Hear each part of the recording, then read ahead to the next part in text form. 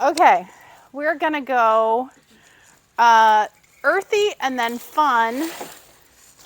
Earthy and then fun, and then the one that I've been looking forward to doing. Well, I look forward to doing them all, but okay. So this one is going to be champagne and chocolate. So here is the piece that I cut off of that other garland. So, really good floral friend of mine. If you do that and you cut a piece, make something with it right away. If you take a bush of something and use 3/4 of the bush in one thing, make something with it right away. Otherwise, you're going to end up with a box of scraps. Do you have the box of scraps? Yes. House of scraps. The house of scraps.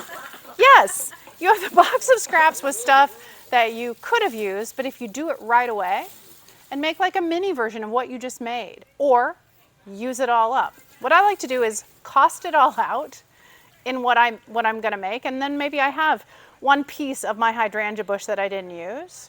If I make something with it, I'm gonna, let's see, this one hydrangea bush that I already priced out in this other garland that I already did. Now I'm gonna charge, $5 for this hydrangea that I've already got the full price out of in the other thing that I did, but I've made something right away and it doesn't end up in scraps. Good idea.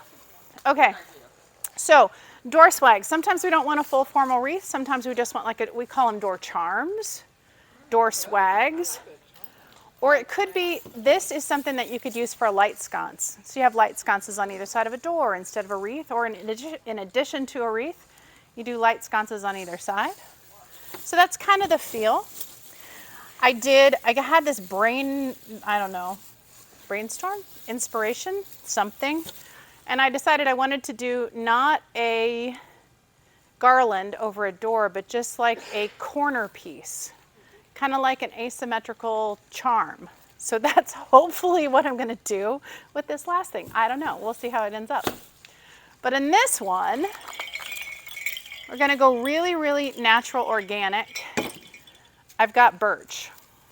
So this birch is actually what's left over from the pots outside. And I just took the birch and just shoved it in the pot.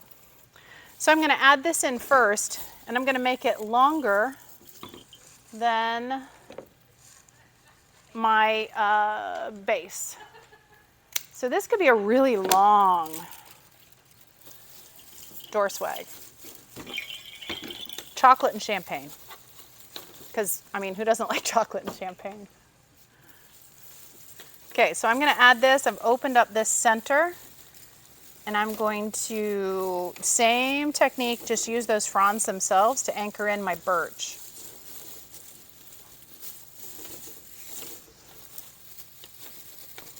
So I'm taking not a permanent material, but much the same way. So I'm just going to create a really nice long, elongated door swag, door charm, coach light accent piece. And I'm going to put a few pieces up. So know where this is going to be used. If it's a sconce, I might not want to do the birch up.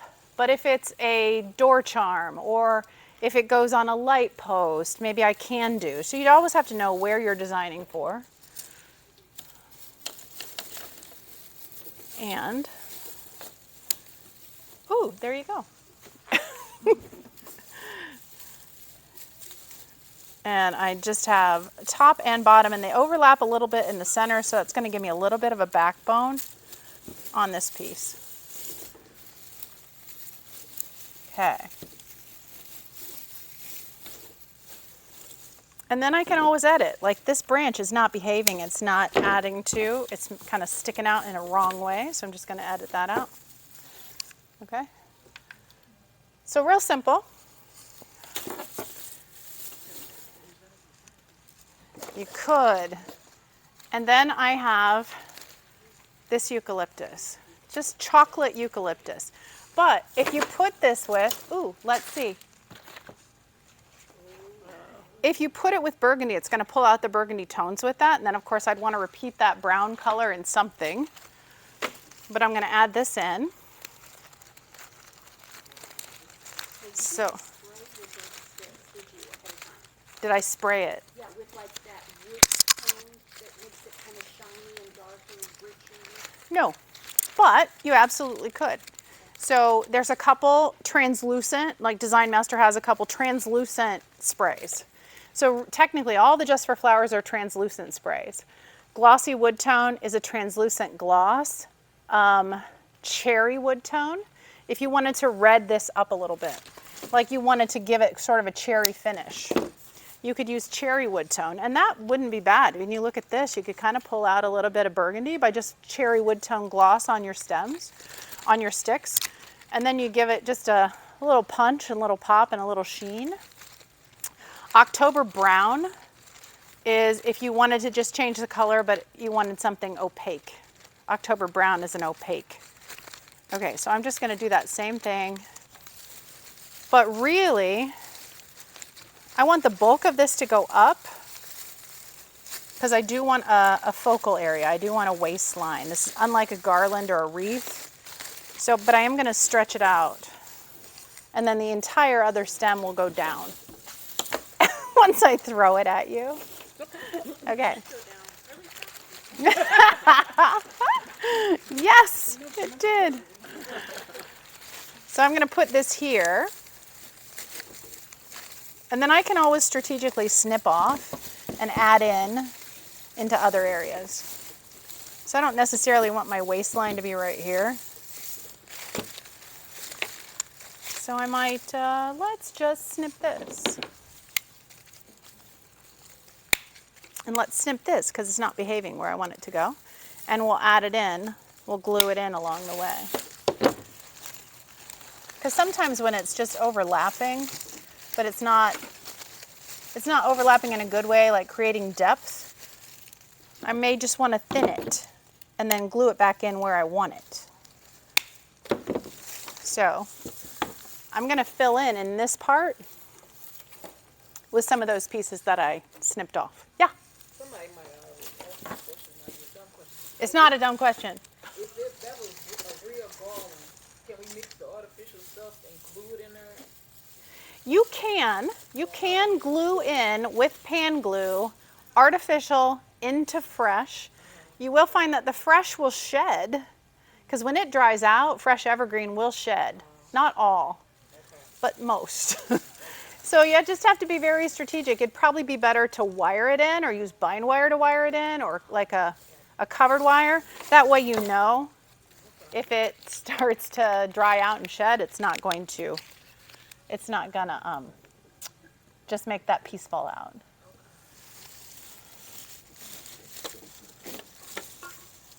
So my glue is really thick, so we're just gonna try to use the edges. But see, that's the adhesive in the glue. That's good.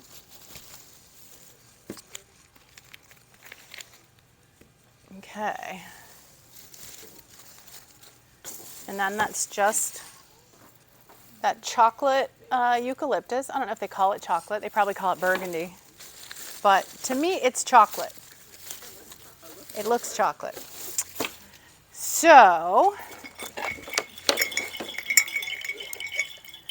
I have some bells. These bells are in that woodland-esque tree, and they're just nice, kind of hanging out. But if this were on a front door, this would be kind of fun. So when the door is open. Now, if I put these right over that chocolate, they kind of wash into it and they disappear. So I want to create some sort of contrast. So I got a couple different things to create contrast. One is this champagne glitter ribbon. And then I have these pods of whatever, I forget what they are. I forget what it's technically called. Over on that champagne shelf, there's this. It's like a lotusy something, I don't know what, pretty. So we're gonna take this ribbon and I'm going to do a elongated bow with long streamers. So it does have a center focal cinch point. That's where I'm gonna add it in. But as I do this, each of my loops is gonna get bigger. So I'm gonna create another small loop and then another long loop and then another short loop. We used to call these waterfall bows, and then we made it like really fancy. We called them Waterford bows. I don't know why. But anyway, it's a waterfall bow because it's just slowly cascading. So you can use this on pews. You'll notice a lot of the ones in the trees are done like this. They're more up and down versus side to side. And then from here, I'm going to create my tails. I'm going to do 2 tails and cover myself with glitter because I can. So there's my tails, and I'll show you what I mean. So these are going to become my tails. I'm going to cut this front loop a little shorter. Just cut it so that see? And by doing it like that, I know that the right side of the ribbon is up. So somewhere back here, I have a chenille. I'm going to attach this with a chenille, and then this could become my hanger on the back if it's balanced right. I'm going to put that right at this kind of juncture where everything's coming together. And then cinch it real tight. Not long enough to be my hanger, but something will be the hanger. I always try to put a hanger in, and sometimes I'll do it with a red chenille. Just know if your red chenilles are the kind that bleed. Just hypothetically, if it gets wet, and if it hypothetically might bleed on your, yeah, who knows? Yeah, some of the red chenilles do bleed. Okay, so now I've got that ribbon, but I want to make sure that this is tucked in,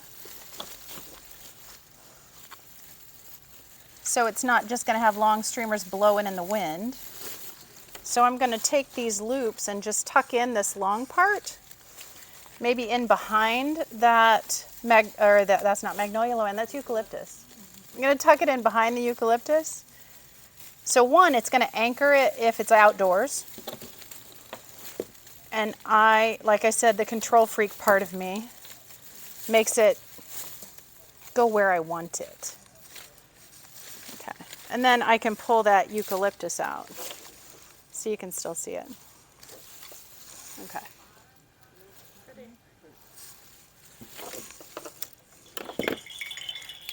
So now I have something that will create a backdrop for my bells. But before I put that in, I'm going to add in some of this, whatever it is, pretty stuff, champagne stuff. And we'll glue this in to the long part, so we'll bring that champagne all the way down. And plus it's nice and tapered and a little skinnier.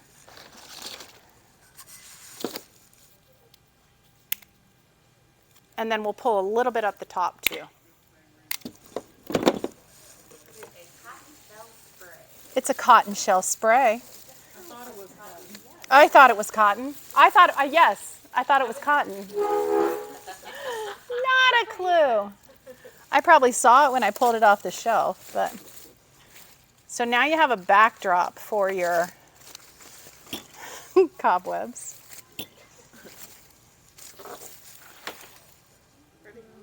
Okay, and then we'll add some of that through the top.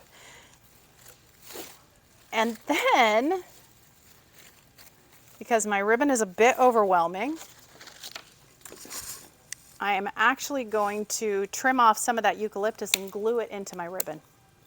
Then you're just like layering and layering and layering. Because I don't want to just have the bells there. I want to have some of that eucalyptus through there as well. Oh, this is super sticky, which is good. Okay.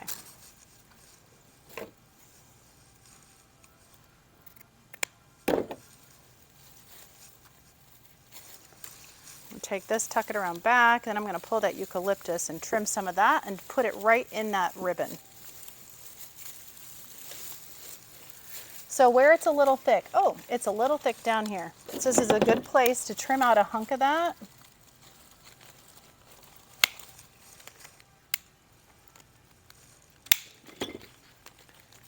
And then glue that right in. And this is why I wouldn't use a belly button, because I'm gluing this right into the center. Kind of everybody, do y'all glue your corsages?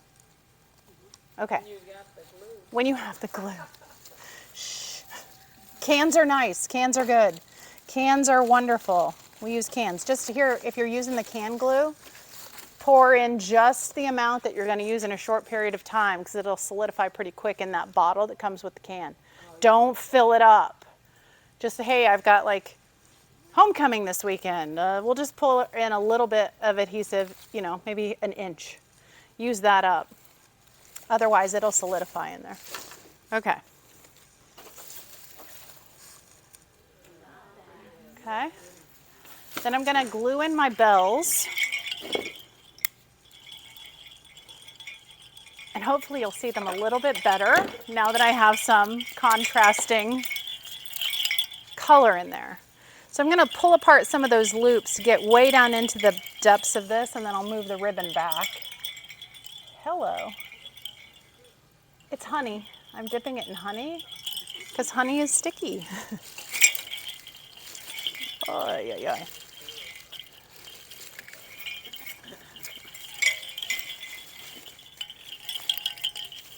Mine's a bird nest in it. That's what mine is.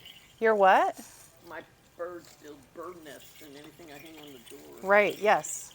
Because I put fake bird in it, so it'll keep them out. Oh, really? Oh, I have to remember that. if you put what in it? A little fake bird. Oh, Stick a fake bird in there. They don't keep them out. And then now that they've been gone for a year, the birds can't come back to it. So what are you gonna do with squirrels then? I don't know about that. They just eat everything that you say. They don't just eat whatever that stuff is that we eat. Hot pepper. Hot pepper. Anything spicy, they'll avoid. good tip. Spicy, they'll avoid.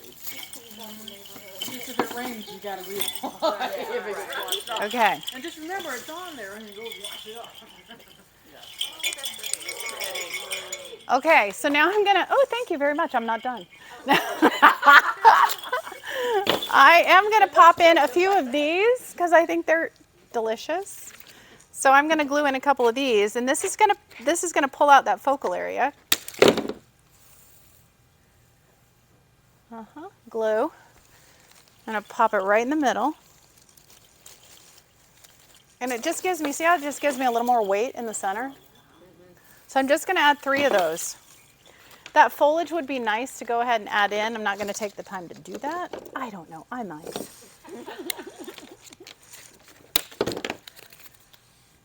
But these are dahlias, right? Yeah. They're supposed to be dahlias. I want to be careful. I'm going to layer these over each other.